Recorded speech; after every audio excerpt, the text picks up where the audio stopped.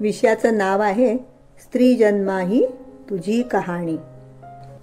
नाकात नथ, जरी काठाची साडी, हातभर काचेच्या हिरव्या बांगड्या, नटून थटून हातात तबक घेऊन वडाच्या पूजेला चाललेल्या, नवऱ्याच्या आयुष्याचं दान मागणाऱ्या आणि 7 जन्म हाच नवरा मिळू दे म्हणून देवाला साकडं घालणाऱ्या बायका आपण वटपौर्णिमेच्या दिवशी नक्कीच पाहिल्या असतील।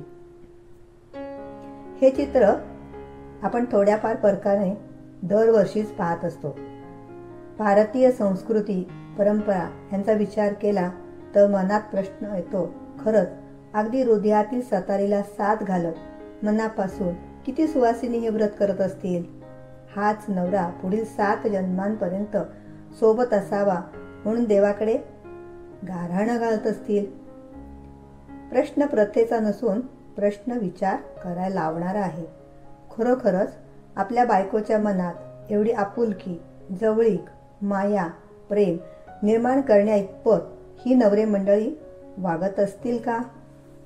एक कचरा गोळा करणारी स्त्री रखमा, ना अंगभर कपडा ना पोटभर अन्न, काम न करणारा आईत खाऊ नवरा, त्यात भर दारूची, दिवस रात्र दारू पिऊन धिंगाणा घालणारा आणि मारझोड करणारा, सकाळची भूक भागली म्हणावं तर संध्याकाळी काय खायचं हा यक्ष प्रश्न, त्यात पदरी 4-5 मुलं, तरीही ती जगते, परिस्थितीला तोंड देते, कष्ट करून पोटाची खळगी भरते, पोटच्या पिल्लांसाठी सारं सोसते, रोजचा त्रास, उपासमार, गलिच्छ जिणं सारं विसरून वटपौर्णिमेच्या दिवशी त्यातल्या त्यात बरी वाटणारी ठेवणीतली साडी नेसते, पूजा करते, मनापासून देवाकडे सौभाग्याचे दान मागते। ज्याच्यासाठी उपास करून दान मागते त्याला थोडी तरी फिकीर असते का? तो नशेत चूर असतो। किमान एक दिवस तरी भांडणाविना, मारामारी विना जातो का? पण तरीही परंपरागत गाडी पुढे जातच राहते। अशिक्षित, अडाणी, गरीब बायकांच्याच बाबतीत असं घडतं असं नाही। सुशिक्षित, पैसेवाल्या बायका नटून थटून दागिने घालून, हातात तबक घेऊन, त्यावर सुंदर विणलेला रुमाल घालून वटपौर्णिमेच्या पूजेला जाताना दिसतात आणि तीच पूजा, तेच मागणं।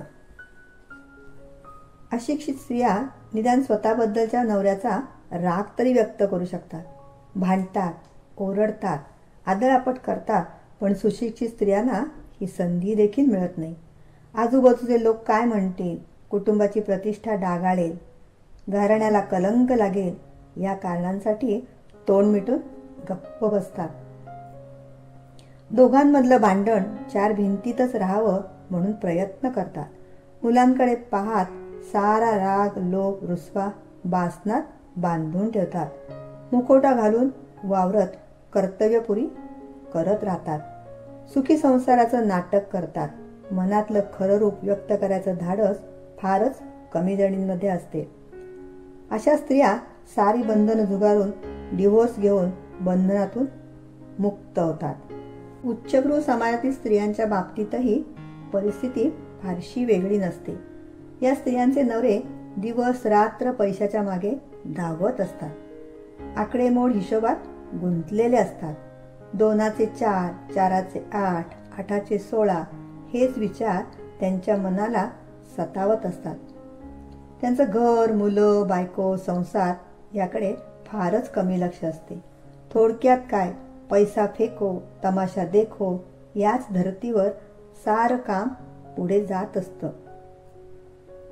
घरात 2-4 नोकर, हातात उधळायला हवा तेवढा पैसा, क्लब, पार्टी, भिशी यामध्ये बायका रममाण असतात। अशा वातावरणात मॉडर्न जमान्याच्या नावाखाली स्त्रिया वटपौर्णिमा पूजत नसतीलही, पण मनातल्या मनात कुणी नसताना देवाला साकडं घालून सौभाग्याचे दान जरूर मागत असतील एवढं मात्र खरं। थोडक्यात लग्न म्हणजे 2 विभिन्न विचाराच्या आणि विभिन्न परिस्थितीतून एकत्र आलेल्या व्यक्ती, त्यामुळे मतभेद हे असणारच। पण सणवार, व्रतवैकल्य, धर्माच्या नावाखाली का होईना प्रत्येक वर्षी येणाऱ्या या वटपौर्णिमेचे पूजन केले जाते। नवरा बायकोच्या नात्यांमधला दुरावा दूर व्हावा आणि त्याला पवित्रपणा मिळावा व हीच संस्कृती टिकून राहावी, हाच तर वटपौर्णिमा पूजन करण्यामागील हेतू नसेल ना? धन्यवाद.